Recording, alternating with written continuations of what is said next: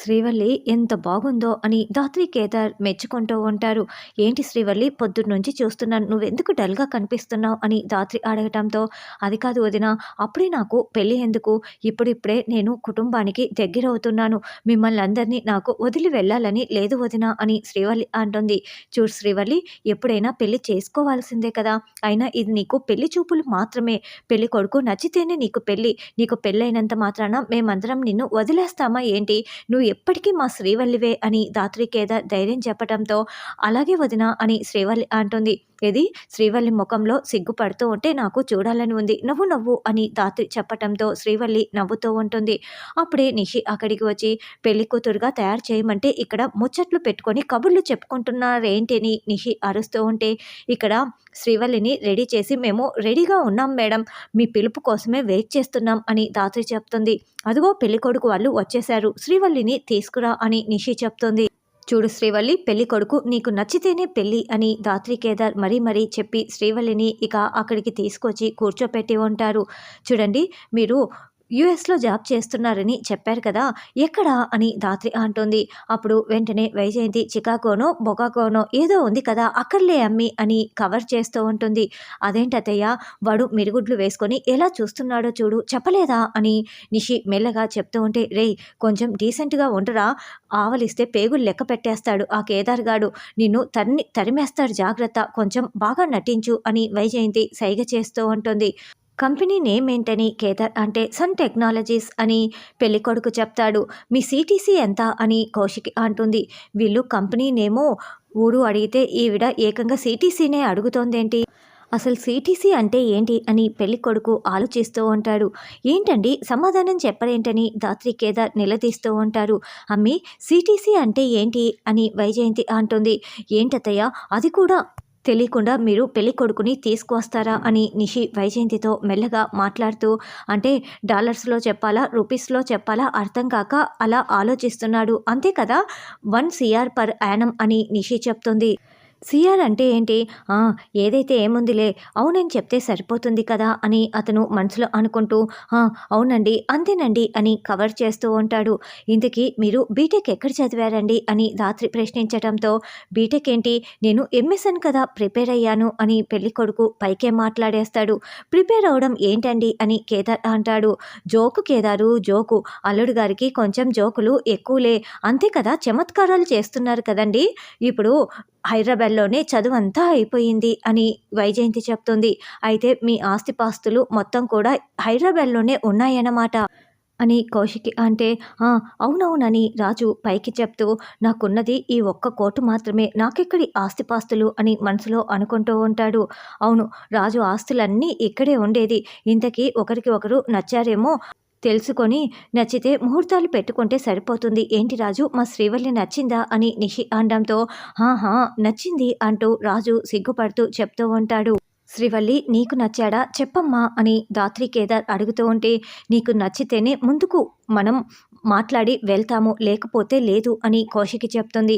నచ్చకపోవటం ఏముంటుంది, అబ్బాయి చాలా బాగున్నాడు, శ్రీవల్లి పెళ్లి చేసుకుంటే తనే కదా సంతోషంగా ఉంటుంది, అంతే కదా అని వైజయంతి అంటుంది. అమ్మ శ్రీవల్లి చెప్పమ్మా అని సుధాకర్ అడగటంతో, నచ్చాడు నాన్న అని శ్రీవల్లి చెప్తుంది. ఇంకేముంది, ముహూర్తాలు పెట్టేసుకుందాం అని నిషి వైజయంతి అంటారు. ఏమే, స్వీట్లు చాలా బాగా కనిపిస్తున్నాయి, ఒక పట్టు పట్టేద్దాం అని పెళ్లి కొడుకు అమ్మ నాన్న స్వీట్లు తింటూ ఉంటారు. అప్పుడే రాజు ఫోన్ కాల్ మోగుతూ ఉండటంతో, యుఎస్ కాల్ వస్తుంది, మాట్లాడి వస్తానని లేచి వెళ్తూ ధాత్రి, కేదార్ దగ్గర కాలు స్లిప్ అయిపోయి కింద పడిపోతారు. అయ్యో లేవండి అని ధాత్రి, కేదార్ లేపుతూ ఉంటే, వీళ్ళు మాత్రం అసలు పట్టించుకోకుండా స్వీట్లు తింటూ ఉంటాడు. ఏం కాలేదు కదా అని ధాత్రి, కేదార్ అంటుంటే, బాగానే ఉంది, నాకేం కాలేదని రాజు చెప్తాడు. అదేంటి, మీ కొడుకు కింద పడిపోతే దెబ్బ తగిలిందా అని మేము ఇంతలా కంగారు పడుతుంటే మీరేమి పట్టించుకోకుండా అలా తింటున్నారు అని ధాత్రి, కేదార్, కౌశికి నిలదీస్తూ ఉంటారు.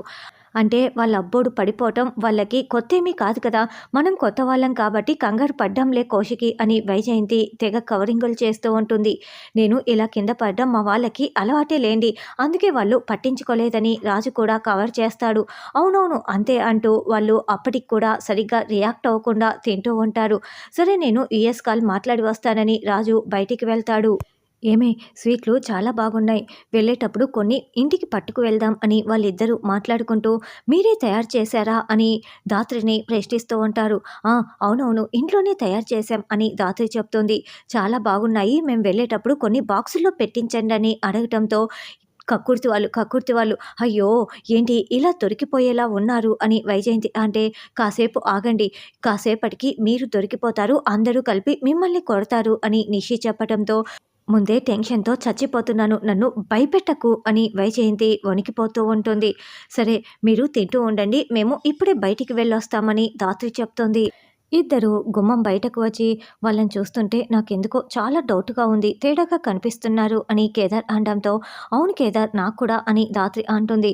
అప్పుడే ఆ రాజు కాస్త అక్కో నాకు ఒక్క ముక్క కూడా ఇంగ్లీష్ రాదక్కా. నువ్వు అలా ఇంగ్లీష్‌లో మాట్లాడకు. నేను వేలిముద్ర బ్యాచినక్కా. అక్కో నీకు దండం పెడతాను. నువ్వు ముందు ఫోన్ పెట్టేయక నన్ను తినకక్కా అని నేను ఉద్యోగం సద్యోగం లేని వేలిముద్ర బ్యాచ్‌ని అని రాజు ఫోన్‌లో మాట్లాడుతూ ఉంటే ధాత్రి, కేదార్ మొత్తం వినేస్తారు.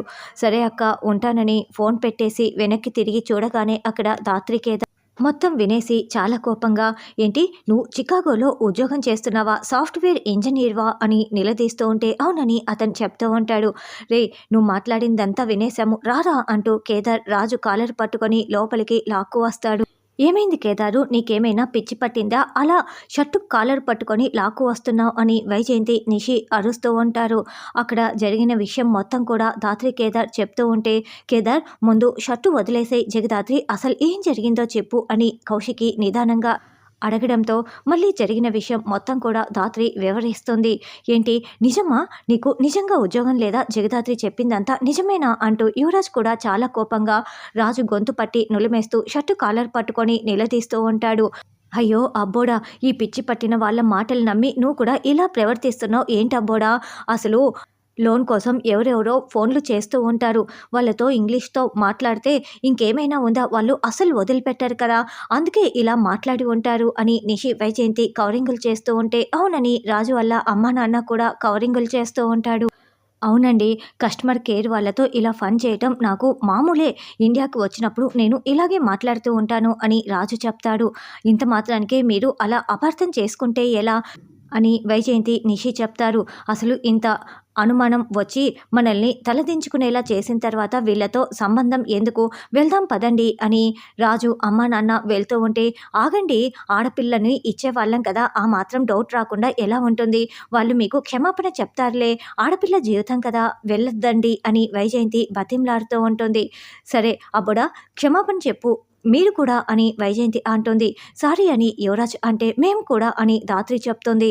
సరే త్వరలోనే ముహూర్తాలు పెట్టుకుందాం అని వాళ్ళు బయలుదేరి బయటికి వస్తారు. వెంటనే వైజయంతి రాజు దగ్గరికొచ్చి సచ్చినోడా సచ్చినోడా కాస్త ఉండి ఉంటే దొరికిపోయి ఉండేవాళ్ళం కదరా అని వంగపెట్టి చితక్కొడుతూ ఉంటుంది. అబ్బా ఆగండి మేడం ఏదో పొరపాటయిపోయిందని రాజు బతిమలాడుతూ ఉంటాడు.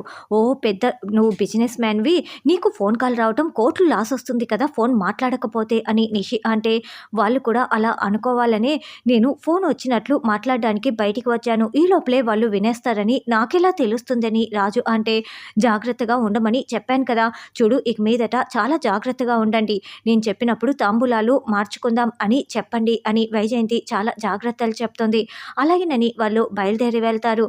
తరువాత ధాత్రి, కేదార్ వాళ్ళెందుకో శ్రీవల్లికి సరైన సంబంధం కాదనిపిస్తోందని ధాత్రి అంటే అవునని కేదార్ అంటాడు. అప్పుడే కౌశికి కూడా అక్కడికి వచ్చి అవును నాకు కూడా సరైన సంబంధం అనిపించట్లేదని అసలు మనం ప్రశ్నలు వాళ్ళని వేస్తూ ఉంటే పిన్ని ఎందుకు సమాధానం చెప్తోందని కేదార్, ధాత్రి, కౌశికి ఆలోచిస్తూ ఉంటారు.